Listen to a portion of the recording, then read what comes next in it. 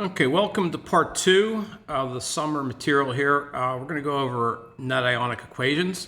Now, I'm not sure how much that you got to do with that in first year chem, but I'll start with going through all the steps. But I think we're going to try to, as quickly as possible, just get down into the most efficient way of answering these questions. Okay, so net-ionic, what does what does that mean? In all cases, I'm looking at the second sentence here, so reaction occurs. Assume that solutions are aqueous unless otherwise indicated. That means they're dissolved in water. Represent substances in solution as ions if the substances are extensively ionized. So that means if water available, if they're ionic and they're soluble, you have to write them as ions. Omit formulas of any ions or molecules that are unchanged by the reaction. So that's why it's called net-ionic. Okay, so the first one, aluminum metal. That's a metal, it's not an ionic compound. Aluminum. And it is added to copper 2 chloride. Copper 2 means copper with a +2 charge. I'm not going to do this for any of the other ones, but I'll start with this one. And if you don't remember the building of ionic compounds, so you would need 2 chlorines for every 1 copper because of the charge differences between the two. So I'll write this as a full out reaction first, but we're going to get down into the net-ionic very quickly. This is called a single replacement. I know it says single replacement right above question number 26, but it's single replacement because a elemental, in this case aluminum, replaces a part of an ionic compound. In this case, the metal replaces the metal ion, the cation. So aluminum goes with chlorine, and aluminum has a +3 charge, and chlorine still has a -1, so you're going to need 3 chlorines for every 1 aluminum. And then the copper has been replaced from the copper chloride to an elemental. Now, this compound, copper chloride, and this compound, aluminum chloride, are ionic. So, and there's water available. So aluminum plus copper ions plus 2. Well, actually, you know what? Let's scrap that for a second. Maybe we should balance this first, and then we'll come back. So we got 2 chlorines on the left, 3 chlorines on the right. So if we would add a 3 and a 2, let me rewrite that. That would give us 6 chlorines on both sides. Now the coppers are balanced because I put a 3 there, and now the aluminums are balanced. So the ionic reaction would be 2 aluminums plus 3 copper ions. 3 times 2, 6 chloride ions makes 2 aluminum ions. I'm going to run out of room here, so I'm going to have to put things below here. I have 2 times 3, 6 chloride ions, and then I still have the 3 coppers. So if there's anything on the left and anything on the right that are identical, we can cross those out. 2 aluminums on the left, 2 aluminum ions on the right, they are not identical. Same with the copper ions on the left and the copper metal on the right. But we have 6 chloride ions as a reactant and a product. When that occurs, where they're the same on both sides, those are called spectator ions. And we don't want to write the spectator ions with the net-ionic reaction. So now we can go back and finish. So I'm just going to rewrite except for the spectator ions. And we're going to balance this, or ensure that it's balanced, I should say.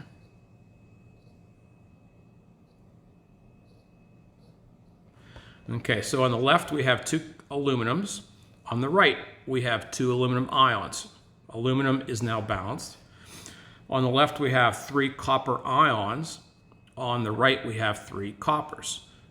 That's balanced. But let's make sure the charge is balanced. Aluminum has a 0 charge because it's elemental. Collectively, we have copper ions +2, but we have 3 of them. So 3 times +2 is a +6. And the same thing occurs on the right-hand side. We have 2 aluminum ions. 2 times +3 is a +6. So the charge is balanced. And again, copper metal doesn't have a charge. And to ensure that the grader would be able to know what in particular the student wanted to be graded, you should box your answer. Okay, so what I'm going to do for the following 2 is not do all those steps. I'm going to go straight to the answer. And so the way you can do that is to look and see what kind of reaction is, in this case, single replacement. And then you will know that if it's a metal elemental, it will always replace the metal ion, the cation. The next one, number 27, doesn't have a metal elemental. It has bromine. And by the way, bromine is a diatomic molecule, Br2. So now that's a nonmetal. So that means that it will replace the nonmetal component of the ionic compound, the anion, the iodide. And iodide has a -1 charge. So you might be asking, well, what's going to happen with the potassium? The potassium ions on the left and the potassium ions on the product side, they'll cancel. So they're never going to show up in the Net-Ionic. So the only things important for this reaction are the things that replace each other. So in number 26, it was a metal replacing a cation. In number 27, it's a non-metal replacing an anion. So we need that to occur. So the bromine that was on the reactant side has to become an ion. And the ion for that would be Br-. And then the I- has to become an elemental, and it is also a diatomic. Now, you might notice that the charge of the reaction wasn't balanced, so that should balance it both for the atoms and also for the charges. So 2 bromines on the left, 2 bromines on the right, 2 I's on the left, 2 I's on the right. A charge of 2 times -1, so -2 charge on the left, and the same charge on the right. Okay, next, calcium metal. Again, it's still a single replacement. So calcium is a metal, so that means it's going to replace the cation. So hydrochloric acid is HCl. In this case, the cation would be H+. And the metal becomes an ion, in this case calcium +2, and then hydrogen ions would become a diatomic molecule of H2, and so I think we're going to need to put a 2 there to balance that. Okay, double replacement, similar to single replacement. In this case, 2 ionic compounds will have their cations switch spots. Now, it does say here, these are all precipitates. Double replacement reactions could also be acid-base reactions also. So we're going to try to do this the same way as before, the 26, 27, 28, trying to go straight to an answer. So they're going to form a precipitate. Everything else other than the precipitate will end up being spectator ions. So cobalt nitrate, what part of that will never form a precipitate? Nitrates. Nitrates are soluble with everything. So no matter what you combo it with, It'll be soluble. It won't form precipitate, but cobalt will.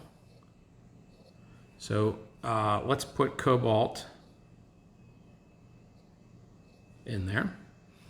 And then what could combo with cobalt ions to form a precipitate? Well, cobalt ions and sodium ions, they can't form a precipitate. You need a cation with an anion. So once you know part of the reaction, you know the rest of the reaction. So in this case, it would have to be hydroxide. So cobalt ions and hydroxide ions would make COOH2. How do I know that? Because +2 charge for cobalt and -1 charge for hydroxide. And then to balance it, you would put a 2 there. Now, everything should balance the atoms and also the charges. Calcium fluoride is added to sodium carbonate. So, you may not know all your rules or remember all of them from first year chem, but if you can find something from column 1 of the periodic table, the alkali metals, if you can find nitrate, if you can find acetate, those are the biggies. Ammonium is another one. If you can find any of those, they're going to be soluble with everything. So I'm looking at sodium carbonate as the other reactant. Sodium cannot be part of a precipitate, so that means carbonate would have to be part of a precipitate. So I'm just going to leave that as is on the right side because it's going to combo with a cation to form a precipitate. But on this reactant side, we're going to write it as a ion, and I just need to figure out what other ion is going to help form that precipitate. So can carbonate combine with calcium or fluoride? Well, it would have to, since carbonate is a negatively charged ion, an anion, it would have to be calcium. And calcium has a +2 charge. So CaCO3. Next, zinc chloride and lithium phosphate. So lithium is in the column that I mentioned, the alkali metal column that never forms precipitate. That means phosphate would have to form a precipitate.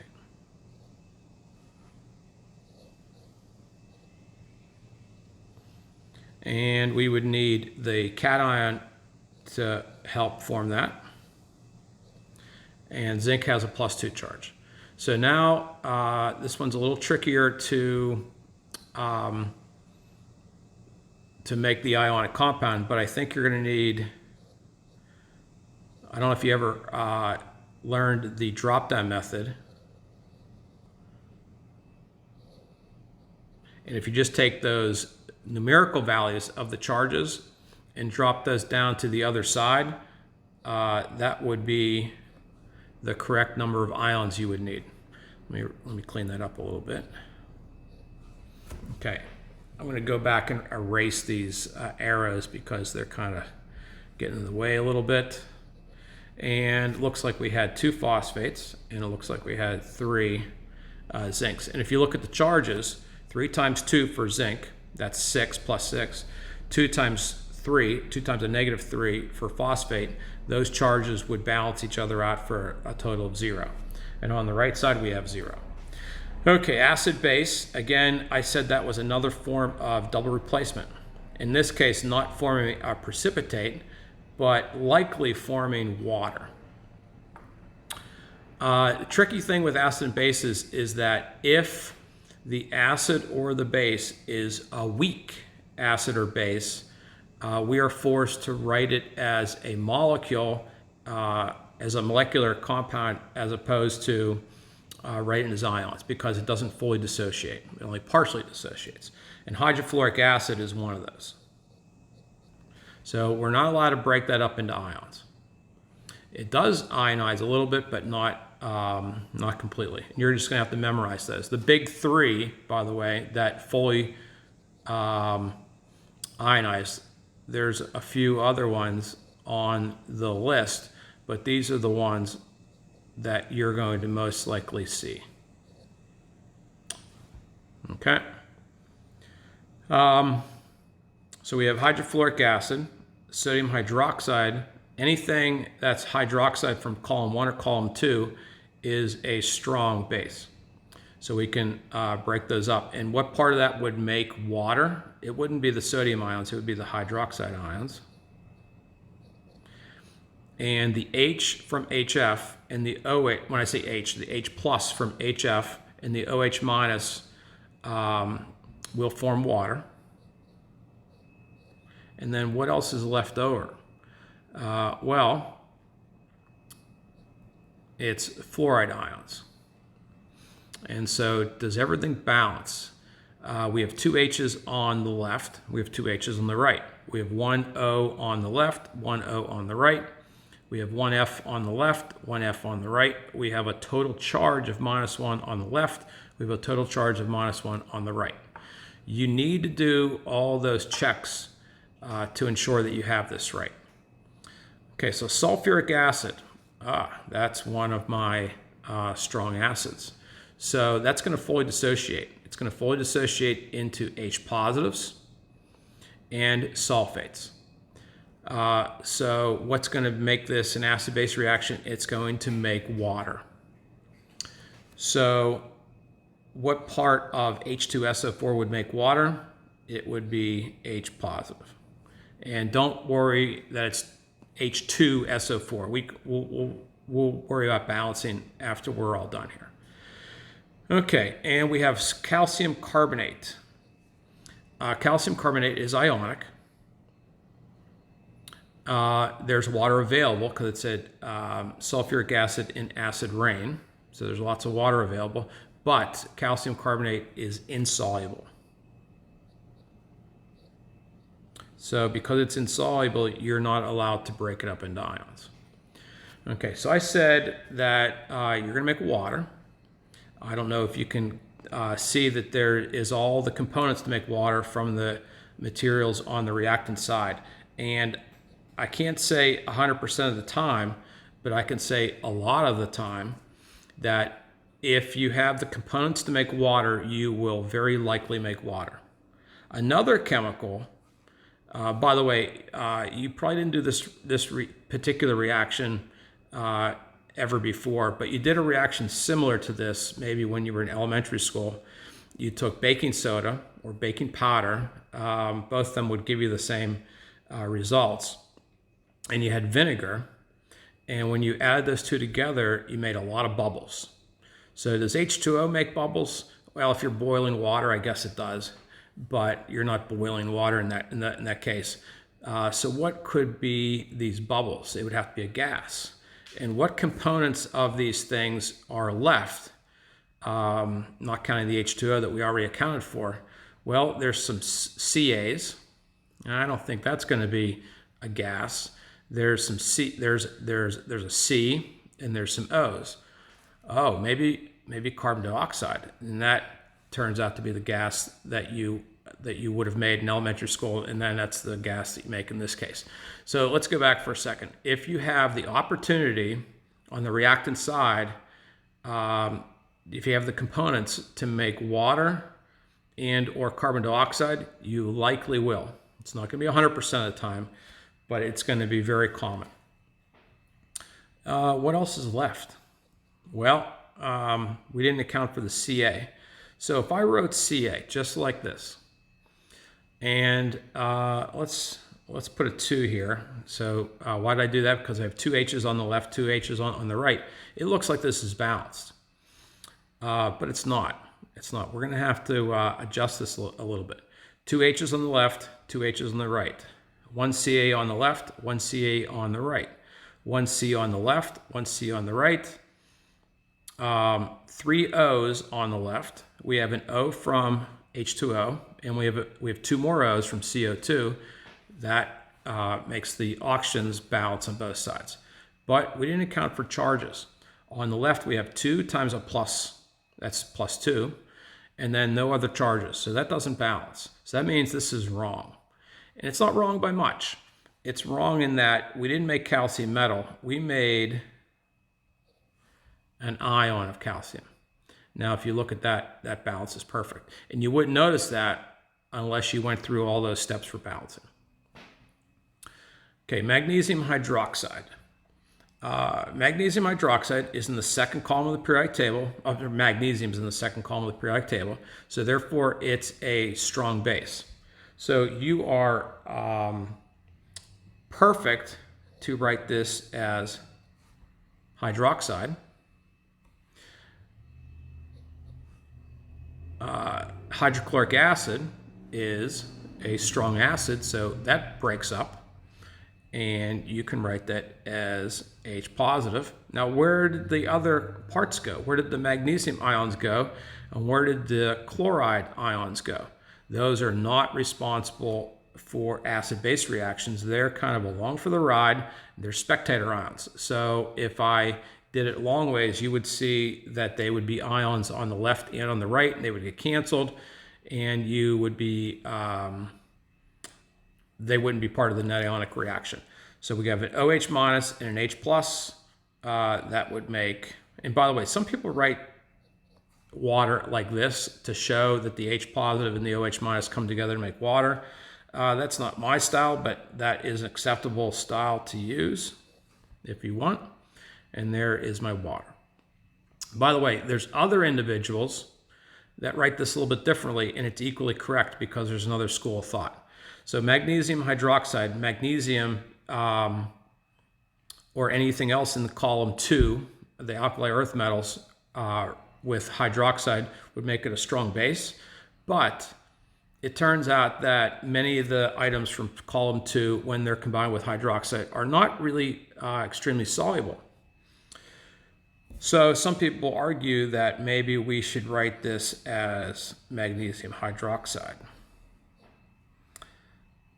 And that would change things a little bit. And they're, by the way, they're both right, just two different styles. And the hydrochloric acid still is H positive, still makes water, but we need to account for a couple things. One, we had two hydroxides on the left now, so we better have two H positives on the right when it's going to make two waters. And then we didn't account for the magnesium, and that would become an ion like the one above it. So that certainly looks different, but it balances just the same. And you'll adapt one of those two schools of thought. They're both correct. I think the simplistic one is the first one I did, but they're both just as good. Okay, 35, 36, 37, 38 are interesting because there's no ionic compounds or there's no water available for them to dissolve. So they don't produce any ions, but they're still significant and they're still very important. We're just going to still put them in this category of Net-Ionics, even though there's no ionic compounds in them. Number 35, you've done this one before in biology class. You may have forgotten it.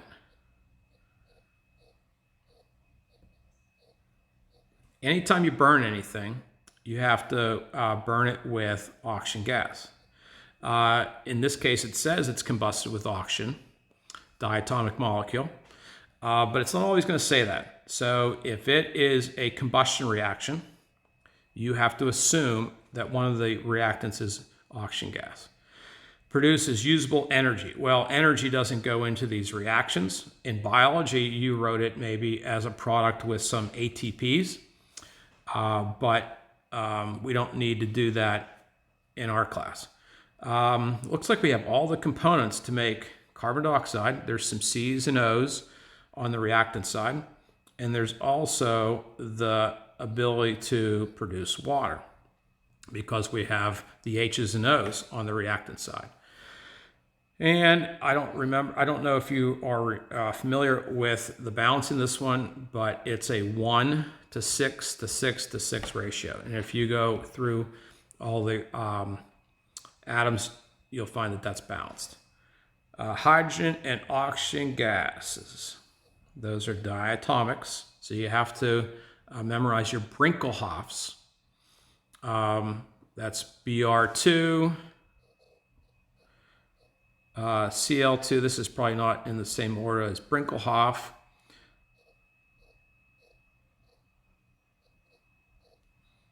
Br2, Cl2, I2. Whoops, that's not a very good I. N2, O2, H2, and F2. Those are your Brinkelhoffs. Okay, so reacts to form one product. Well, it looks like we have the components to make water. To balance it, we'd have to do that. Calcium metal, heated strongly in the presence of nitrogen gas. Calcium metal and diatomic nitrogen. Okay, so I don't know, there's a lot of options here.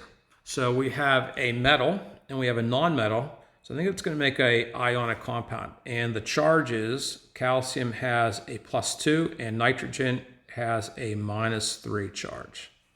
So I think that's how we're going to have to balance that. And so that would mean we would need that. And the last one, hydrogen peroxide.